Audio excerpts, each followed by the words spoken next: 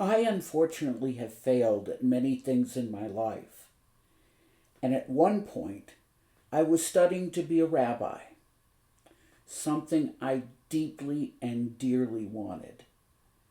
But unfortunately, I was having a lot of academic difficulty, and I later came to realize and understand that a lot of the difficulty I had was due to the fact that I was an adult with attention deficit disorder. And unfortunately I got treated for it and learned about it a little too late to save my academic career. So after a few years of different jobs, I ended up going back to school to become a librarian. And I was about to get my master's of library and information science, and I wasn't sure what I was going to do. I figured I might work in a public library as a reference librarian. Then I started to specialize in cataloging, and I thought, well, that could be interesting, but I just again didn't know where I would end up. And the Library of Congress at the time was having a major nationwide push to hire staff. They were very short-handed, and they had gotten funding for a lot of staff hires. And so they were traveling around the country recruiting, and they came to LSU in Baton Rouge, where I was in library school.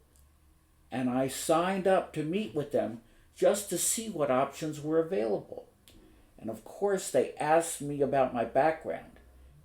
And I told them about my degree, a Bachelor of Arts with a major in Jewish studies, and about having attended rabbinical school for a while. And they said, "You need to look at this." And they handed me this big book which had all the different job openings, and they told me to turn to a specific page, and I did. And my jaw dropped because what they had available was a job for a subject cataloger, a person who would determine subject headings for books in Hebrew and books on various Jewish subjects. And I thought, oh my God. And sure enough, I interviewed and got the job. So I went from studying to be a rabbi to losing that dream, but eventually connecting with what I had learned before and what I had lived for before in a new job.